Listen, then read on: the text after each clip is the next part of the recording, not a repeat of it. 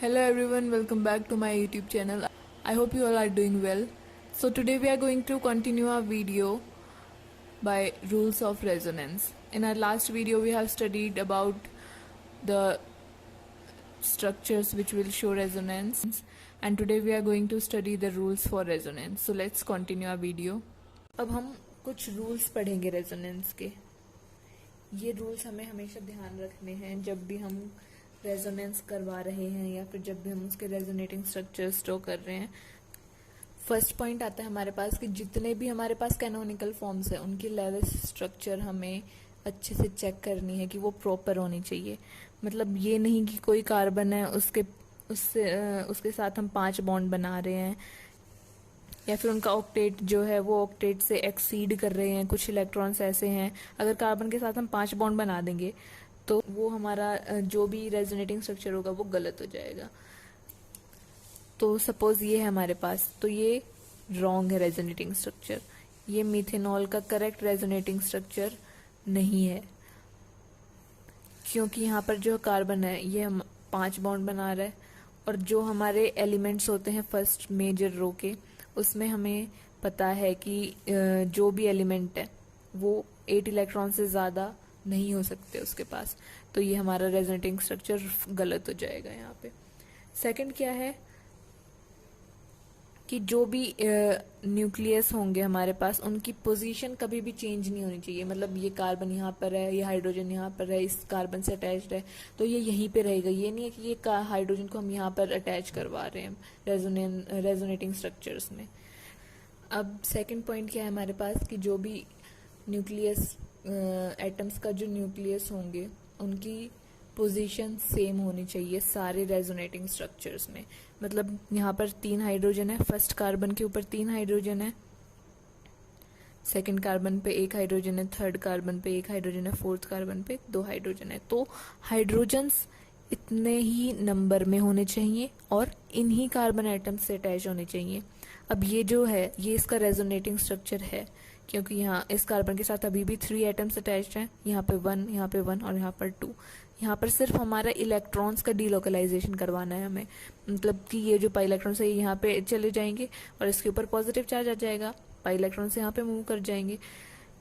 यहाँ पर क्या हो रहा है कि यहाँ पर फर्स्ट कार्बन के साथ हमारे 2 हाइड्रोजन अटैच हैं और 1 हाइड्रोजन हमने इस वाले कार्बन के साथ अटैच कर दिया। तो ये जो है हमारा रेजोनेटिंग स्ट्रक्चर नहीं है।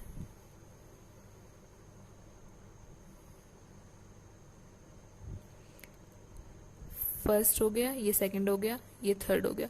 तो हम बोल सकते हैं कि थर्ड जो है वो फर्स्ट और सेकंड का रेजोनेटिंग स्ट्रक्चर नहीं है, ये रॉन्ग कैनोनिकल फॉर्म है। तो जो भी हमारी पोजीशन होगी न्यूक्लियस की वो हमेशा सेम ही होनी चाहिए। जितने भी हमारे रेजोनेटिंग स्ट्रक्चर्स बनेंगे उन सब में सेम होनी चाहिए। थर्ड हमारे पास पॉइंट आता है कि जितने भी एटम्स हैं जो भी हमारे डीलोकलाइजेशन में पार्टिसिपेट करेंगे, जितने भी एटम्स होंगे taking part in delocalisation must lie in a plane, ताकि जो भी ऑर्बिटल्स की ओवरलैपिंग होगी वो पैरेलल हो एक दूसरे के साथ। जैसे ये है हमारे पास, यहाँ पर रेजोनेंस होगा, इसका जो रेजोनेटिंग स्ट्रक्चर ड्रॉ करेंगे हम वो ये हो जाएगा। ये वाले पाई इलेक्ट्रॉन से हम मूव करेंगे यहाँ पे और ये यहाँ पे, तो इसका रेजोनेटिंग स्ट्रक्चर ये बन गया। अब इनमें जो भी हमारे ऑर्बिटल्स होंगे उनकी पोजीशन हमेशा एक ही प्लेन में होनी चाहिए। मतलब वो सारे ऑर्बिटल्स एक ही प्लेन में होने चाहिए। जैसे कि ये इसके p ऑर्बिटल्स हैं, ये सारे एक ही प्लेन में हैं, ताकि इनकी जो ओवरलैपिंग है इसके और इसके बीच में ओवरलैपिंग होगी, इसके और इसके बीच में, इसके और इसके बीच में, तभी हमारा पाई बॉन्ड बनेगा यहाँ पे। सिमिलरली जब हम इसका रेजोनेटिंग स्ट्रक्चर बनाएंगे तो बॉन्डिंग इन दोनों के बीच में हो जाएगी।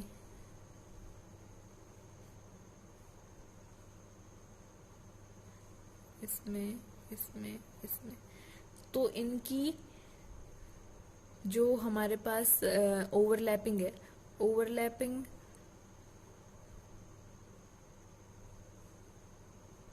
पैरेलल हो एक दूसरे से,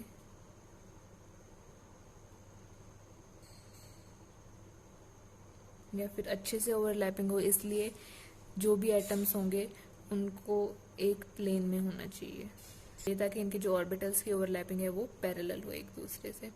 नेक्स्ट पॉइंट आता है हमारे पास,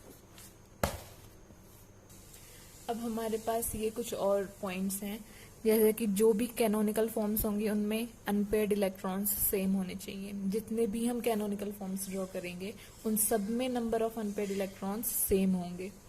फिर जो हमारा एक्चुअल मॉलिक्यूल है जिसके हम रेजोनेटिंग स्ट्रक्चर्स ड्रॉ कर रहे हैं उसकी एनर्जी हमेशा सबसे कम होगी दूसरे रेजोनेटिंग स्ट्रक्चर्स से। फिर है जो कैनोनिकल फॉर्म्स हैं वो ट्रू मॉलिक्यूल में इक्वली कंट्रीब्यूट नहीं करेंगे, मतलब कि जितने भी हम रेजोनेटिंग स्ट्रक्चर्स ड्रॉ करेंगे वो जरूरी नहीं है कि सारे के सारे इक्वली कंट्रीब्यूट करेंगे जो हमारा ट्रू मॉलिक्यूल है उसमें।